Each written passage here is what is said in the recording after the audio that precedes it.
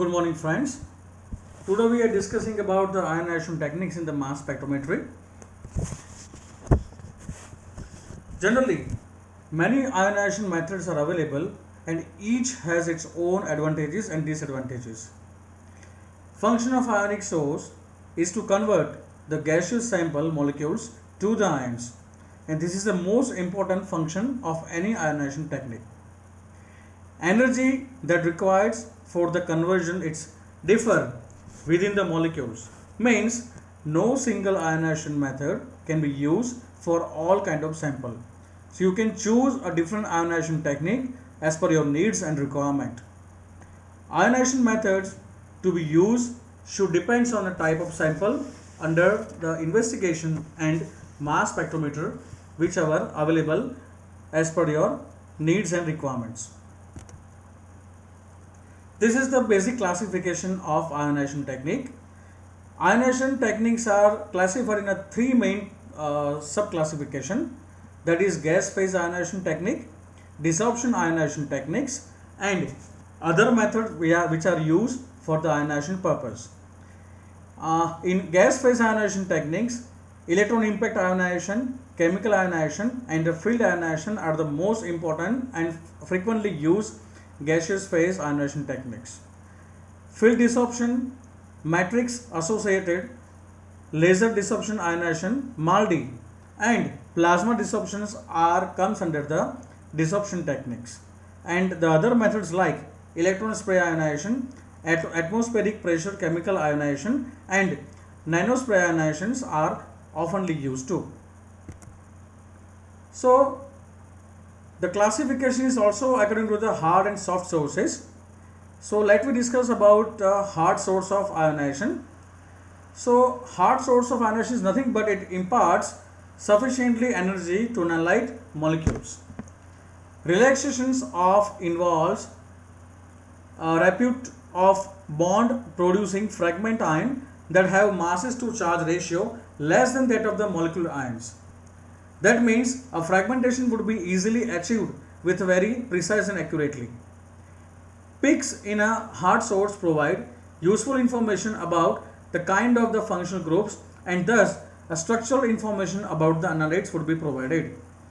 That means molecules are having easily release the electrons, are easily convert into the cations or radical cations, and a molecule which is not easily convert into the and cations, that would be again form a radical and which is subsequently form into the cations.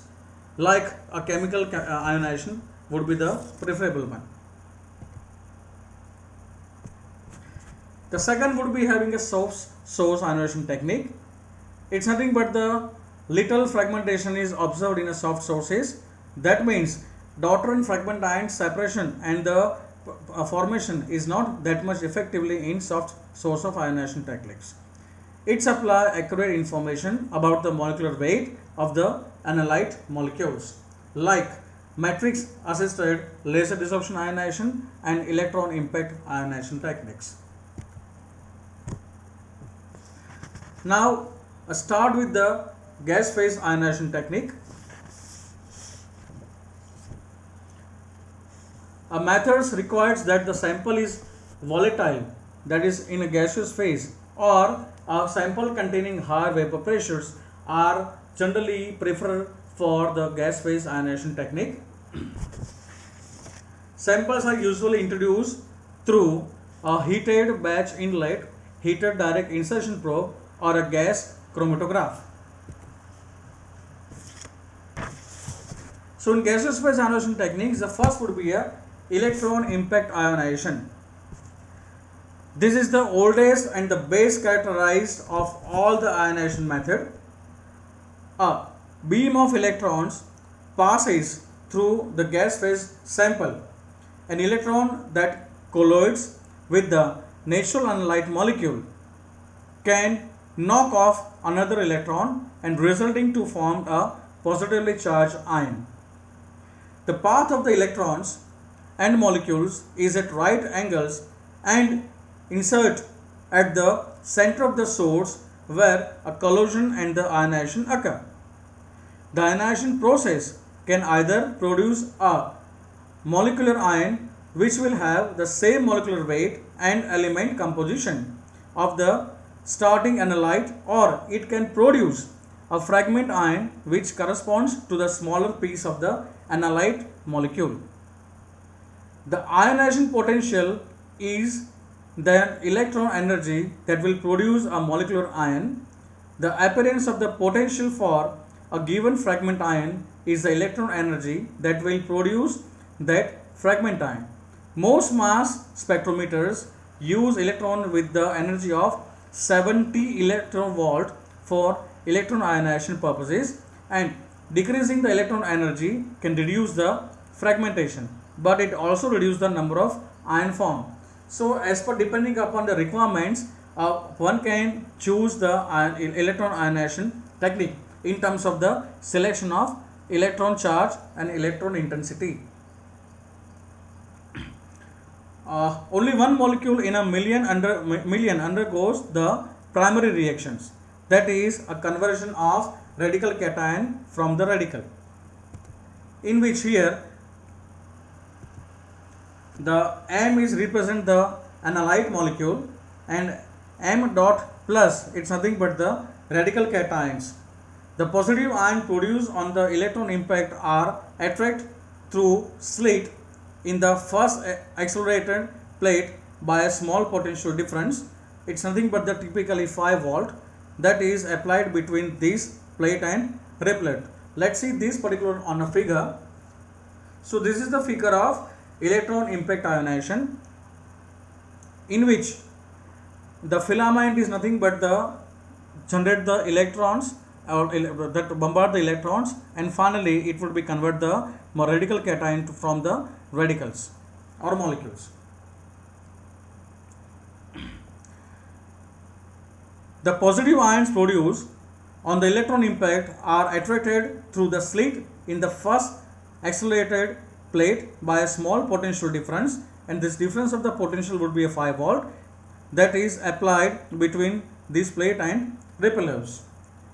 With magnetic sector instruments, high potential 10⁻³ to 10⁻⁴ volt are applied to the accelerator plates, which gives the ions their final velocities before they enter into the mass analyzer.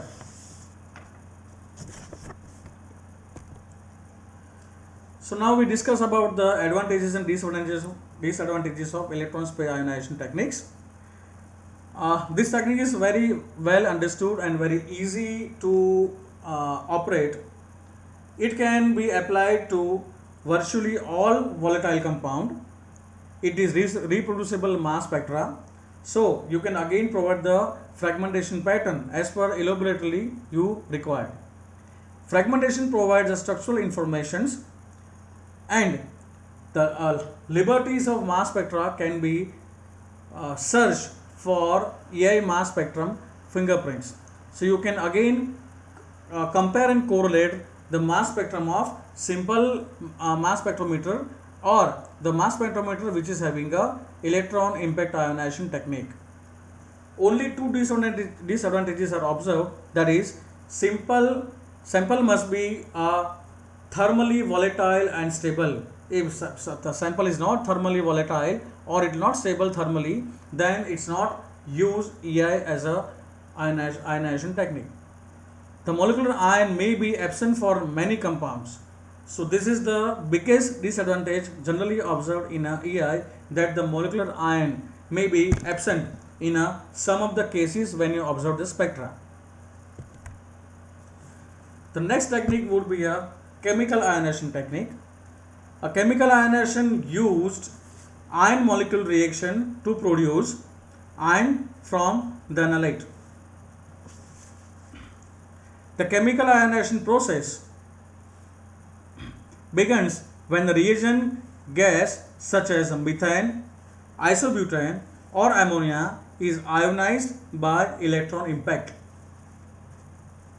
A high reagent gas pressure or long reaction time result in ion molecules reaction between the reagent gas ions and the reagent gas neutrals. So of the products of these ion molecule reactions can react with the analyte molecules to produce analyte ions. Let us see in the example. Here R is stand for reagent, S is stand for sample, E is stand for electrons, and R dot is radical electrons, and H is a hydrogen. So this is the formation of reagent to radical cation. That time use of electron to release of 2 electron. That means the new species form radical cation, which is nothing but the 1 electron less species. These radical cations react with the hydrogen to form radical hydrogen species, and the radical hydrogen species again react with the solvent or sample to form a sample hydrogen species as well as simple reagent. So these reagent is nothing but the further use for the fragmentation pattern, and it would be converting from parent ion to daughter or fragment ion. Now the gases which are used as a reagent for the technique. Different reagents, gases are used for the different functional groups, like determine the molecular weight of the compound of low energy reactant such as a tertiary butyl is generally used, or determine the presence of the active hydrogen, the deuterium oxide is used. So as per the needs and requirement, if you require or if you identified the active hydrogen, then deuterium oxide is used as a gas, or if you determine the molecular weight of the compound which is having a low energy reactant, then tertiary butyl is used. Other than the tertiary butyl and deuterium oxide, the gases are used for the chemical ionization technique are methane, isobutane, ammonia, argon, helium, and nitrogen. The basic advantages of the method is it often gives a molecular weight information through a molecule like ion such as M plus H. It's nothing but called as a M plus 1 peak or positive ion peak, even when the electron ionization would not produce a molecular ion peak. So these methods are again most important rather than electron ionization technique, that these are the provide the molecular ion peak, and it would be having a M plus 1 peak. A simple mass spectra fragmentation reduce compounds to the EI. EI is nothing but the electron ionization used for the sample that undergoes a rapid fragmentation in EI. The 4 disadvantages are generally observed in a chemical ionization techniques, and that are the method are sample must be thermally volatile as well as stable. So if the sample is heat labile, then they are not using these methods for the ionization purposes. A less fragmentation pattern is observed than electron ionization technique. A fragment pattern not informative, or sometimes it reproducible enough for a laboratory research. So you cannot having a appropriate fragmentation pattern that it would be provide you a very smallest fraction of your compound, that is your daughter ion or fragment ion from your parent ion. Results depends on the reagent gas types. So what gas you are using, depending upon the gas, the result would be having a obtained. The reagent gas pressure or the reaction time and the nature of the sample would be again a selection of your choice. So if your selection is not appropriate, then you are not getting very appropriate and effective spectra. Sample must be diluted with the large amount of the reagent gas to prevent interaction primary between the electrons and the sample molecules. That's why majorly of the cases non-reactive gas are using, like a helium, argon or nitrogen. Then the reaction is not going to happen when the electron bombardment would be take place and react with the samples. The third ionization technique would be a field ionization technique,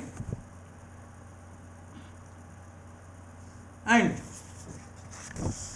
according to the field ionization technique, when the molecule is brought between the two pointed electrodes in the presence of a high electrical field, that is nothing but the 10 raised to 7 to 10 raised to 8 voltage per centimeter. The sample molecules experience as a electrostatic force. The gaseous samples from the inlet is allowed to diffuse into the high electric field area and microtrip to anode. This ionization done by quantum tunneling mechanism, in which the electron from analyte extracted by a microtip of anode. The electron is extracted to anode while the cation is repelled from the anode.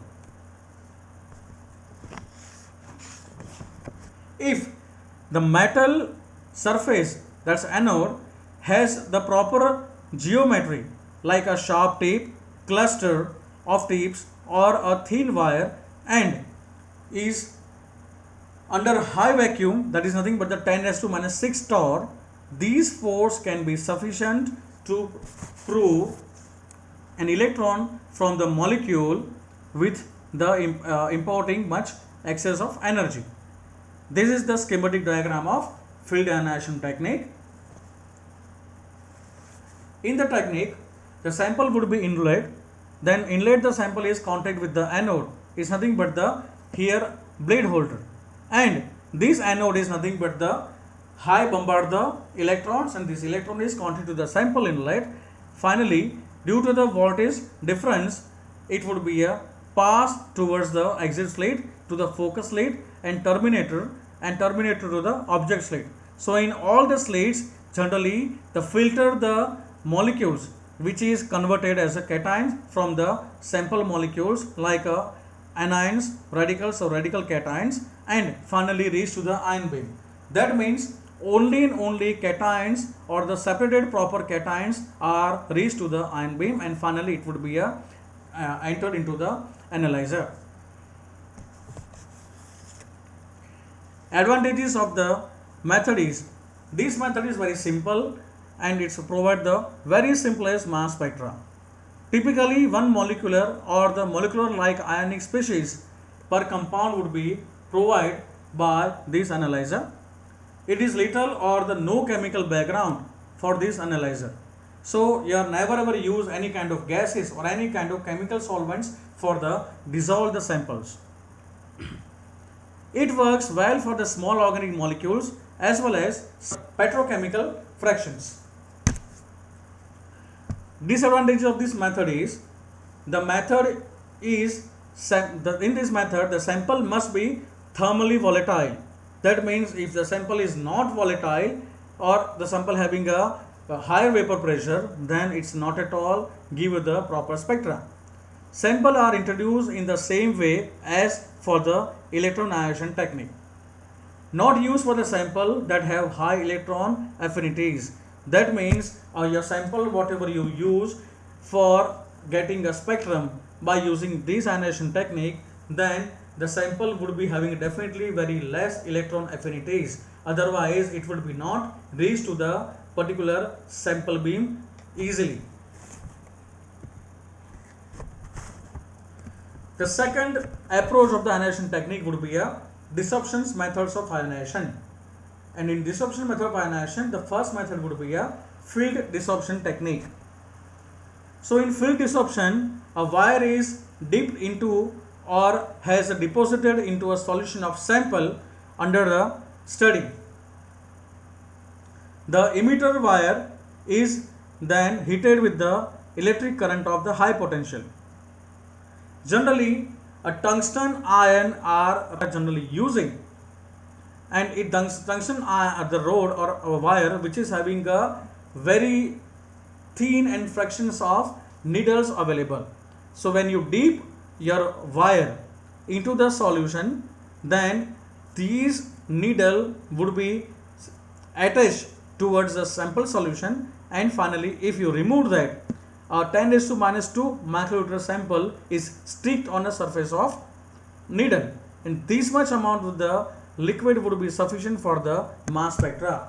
So the basic engineering behind the preparation of the iron rod or wire, tungsten wire is, the tungsten wire is a construct like this manner, that the outer surface of the tungsten wire would be having a thousands of the needles of tungsten, and these tungsten needles are nothing but the capable to stick the sample liquid on a surface of its own.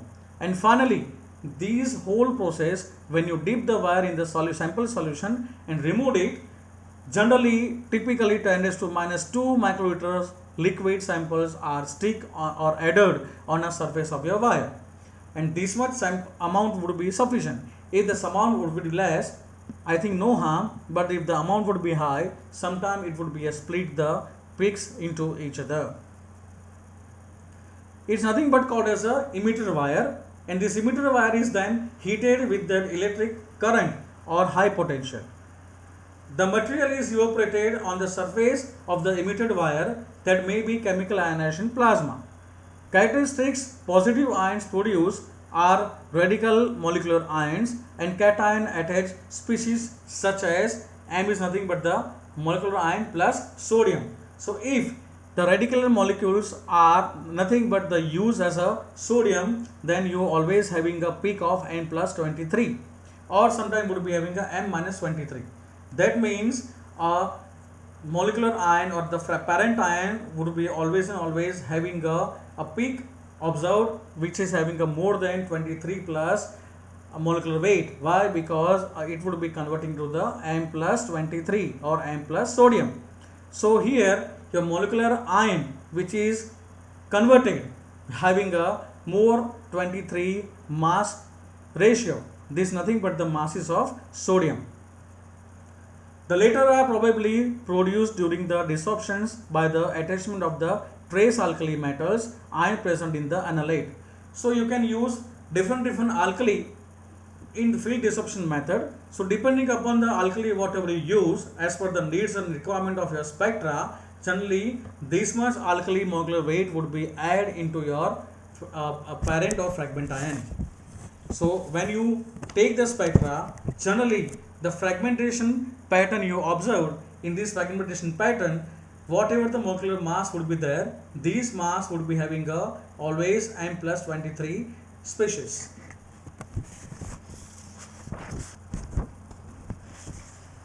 Advantage of this method, the method is nothing but the field desorption method, that it would be provide the simple mass spectra, and typically one molecular or the molecular like ion species per compound would be observed. It is little or no chemical background generally used for these ionization techniques, and these techniques works well for small organic molecules. Many organometallic or low molecular mass compound would be easily and very precisely identified by using these ionization technique. The different weight of polymers or different kinds of polymers and the sum of the petrochemical fractions are very precisely identified by using these ionization techniques. Only and only disadvantage observed for these methods are, the method is sensitive to alkali metal contamination and the sample overloading.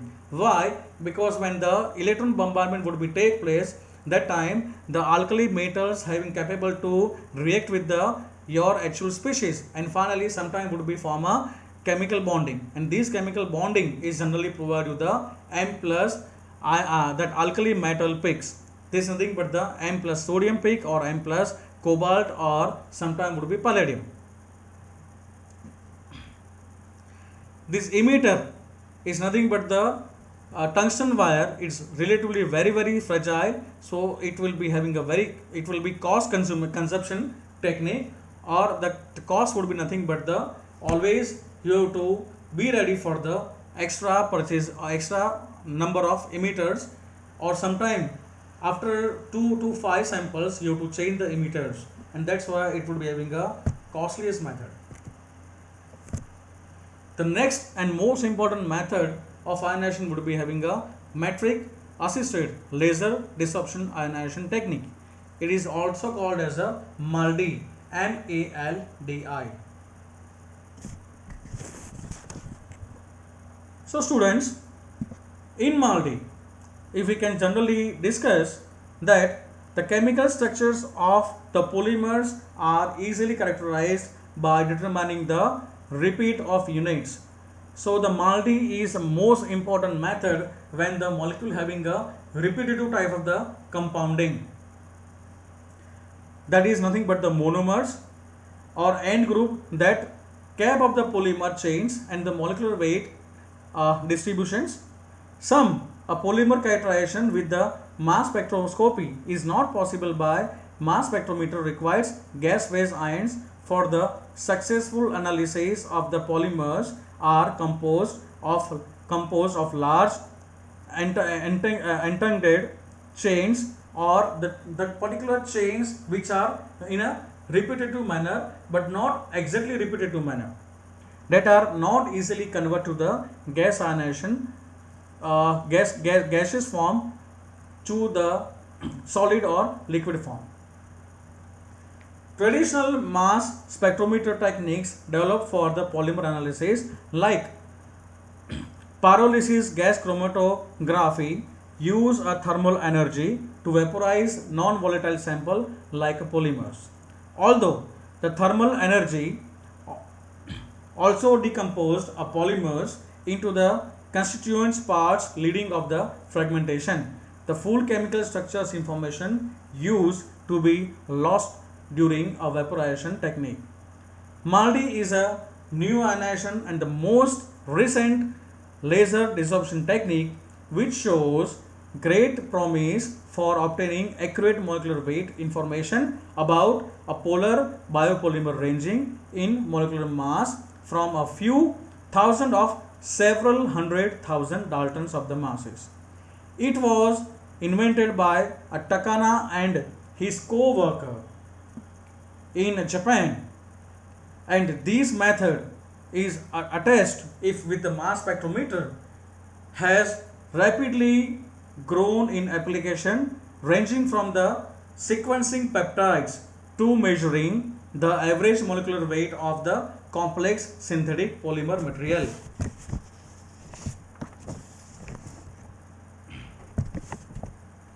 These are the examples of the matrix which are generally used in a MALDI like a nicotinic acid, benzoic acid, 2,5-dihydrobenzoic acid, valinic acid, ferulic acid, caffeic acid, synaponic acid for the specially used for protein analysis, and alpha cyano 4-hydroxycinnamic acid are used for different peptide analysis or the complex or the branch peptide analysis. Generally, low concentration of samples to be matrix are used for the providing the best spectra.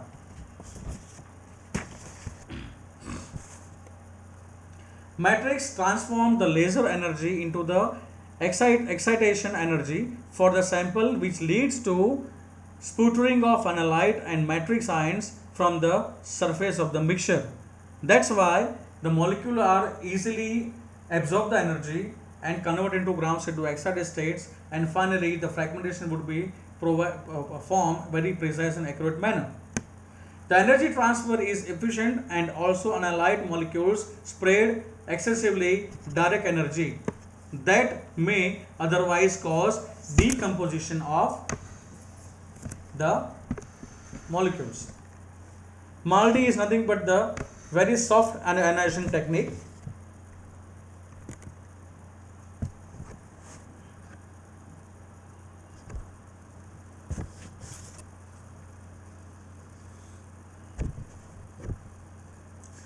Sample to be analyzed in a MALDI, which is generally dissolved in an appropriate volatile solvent, usually with the trace of trifluoroacetic acid. So sometime you can also observe that the spectrum of the compound which is also having some of the peaks of trifluoroacetic acid.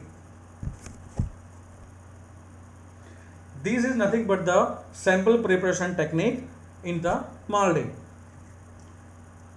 So an aliquot of the final aliquot which is generally prepared, and this aliquot nothing but the sample solution which is having the equal amount of the voltage solvent which is using or which is mixed.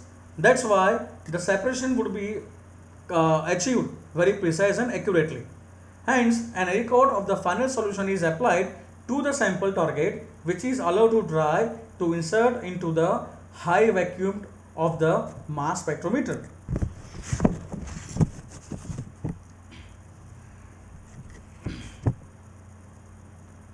The laser is fired, the energy arriving at the sample matrix surface optimized and the data accumulate until the mass charge embodies a spectrum. So the laser beam is again a most important part of your MALDI. So the energy of the laser to release the electrons is always depending upon the selection of your compounds and samples. So if your compound would be having a very high molecular weight like thousands of Dalton, then you can having a very high laser fired or very strong electron bombardment process. So depending upon the molecular weight of your compound, you can use or change the fire electrons of laser. The time of flight analyzer separate ions according to their mass upon charge ratio by measuring the time it takes for ions to travel through a field free region known as the flight or the drift tube. The heavier, that's why in the same here basic engineering application would be again the same. Again, when the laser is release the electrons, electron bombard on a sample solution and fragmentation would be take place, and then finally after fragmentation the molecule reaches into the drift tube, and this drift tube would be nothing but the providing the high traveling area according their own voltage and the molecular mass. The heavier ion, that means the heavier ions are the slower for the circulations or the traveling purpose, and the lighter ions are easy and the fast traveling purposes.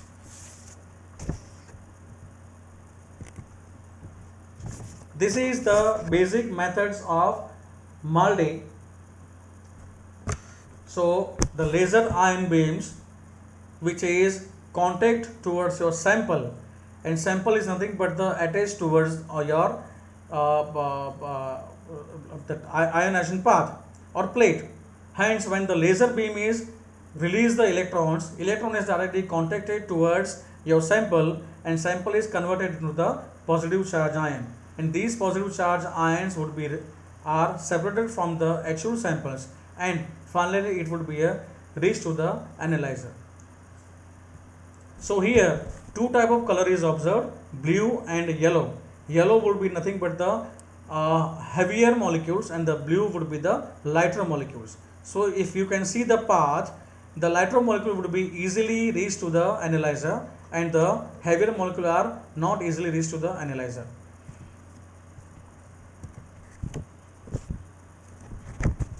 So now we can discuss about the advantages of MALDI. It is a rapid and convenient molecular weight determination method for the ionization.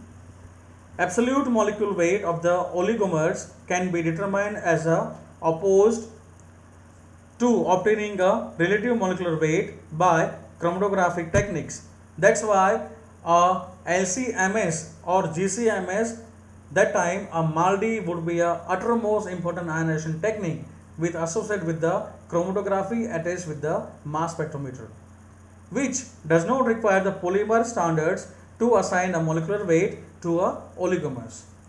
MALDI mass spectrometer can determine the molecular weight independent of the polymer structures, like rigid rod polymers such as tetrahydropyran are very difficult to analyze by conventional techniques such as a gel permeation chromatography, because these polymers have stick-like geometry, and that's why the most polymers have flexible backbones that form the random coil conformations in solution. These polymers are likely analyzed by GCP method, which are used on relating to the hydrodynamic volume of coiled polymer chains with the molecular weight. MALDI MS is used Also to analyze the material that are difficult to characterize by GCP method because of either solvent or the column incompatibilities, the molecules are not easily separated out. Moreover, a GCP does not perform well in a low molecular weight region which having a less than 20 kilodalton molecular weight, where the MALDI works very efficiently in these masses range too. Polymers characteristics that can be readily be detected by MALDI are molecular weight, average polydispersity, mass of the repeat units, and end group mass structures. So these kind of structures or molecules or oligopolymers are very efficiently separated by using MALDI as an analyzer. Generally, molecular weight and the polydispersity data can be used to verify the synthetic pathways. A study degradation mechanism, looks, additives and the impurities of the compared product formulations. End group and the chemical structures data are critical for understanding structural property relationships of the polymer formulations. MALDI is also used to determine the molecular weight of the polymers which having a mass more than 2 lakh Dalton by ionization and evaporation without any degradation of polymers. So this most important thing is when the polymer you have to identify that the ionization technique you select are always and always such a way that is not degrade your polymer chains. So now we can say the advantages of MALDI. MALDI is definitely better than the GPC because a GPC is not able to measure the molecular weight of rigid polymer, complex polymer or the oligomer which is having a similar kind of the portion of the molecules or last unit change of the oligomers. The polymer characteristics that can be detected by the MALDI are molecular weight averages, polydispersity, mass of the repeat units I already told you, and end of group which is having a different molecule or different functional group of the mass structure. Definitely the MALDI having their own disadvantages, like some polymers such as the Teflon, polyamides and the polyurethane still cannot be characterized by MALDI. Why? Because the molecule are very rigid and not easily fragment or dissociate by electron bombardment from MALDI. It is difficult to analyze complex mixtures of the surfactant because if the complex mixture of surfactant, the fragmentation pattern are not primitive or which is not easily accurately identified. That means some of the portion of the daughter ions which are again similar in each and every surfactant. So you cannot predict the exact fragment or daughter ion portion of actual particular surfactant. It is not easily compatible with LCMS. Sometime, so you can separately use MALDI if you characterize polymers or oligomers kind of molecules. MALDI has problems in measuring the molecular weight of the polymers which is polydispersity is more than 1.6. Generally LC associated or attached with the MS, generally that MS would be having a always gaseous ionization technique would be most preferable. Why? Because a solvent which is using for liquid chromatography, they are nothing but the compatible for the separation of the molecule through column. That means molecules are easily separated by organic as well as aqueous solvents, and these samples which are soluble in organic solvents or in a water, they are definitely having a higher vapor pressure ratios. That means these molecules are easily separated by using gaseous phase ionization techniques. Saturated hydrocarbons like polyethylene and polypropylenes are difficult to analyze by MALDI because it's not at all easily fragmented. The next would be a plasma desorption ionization technique.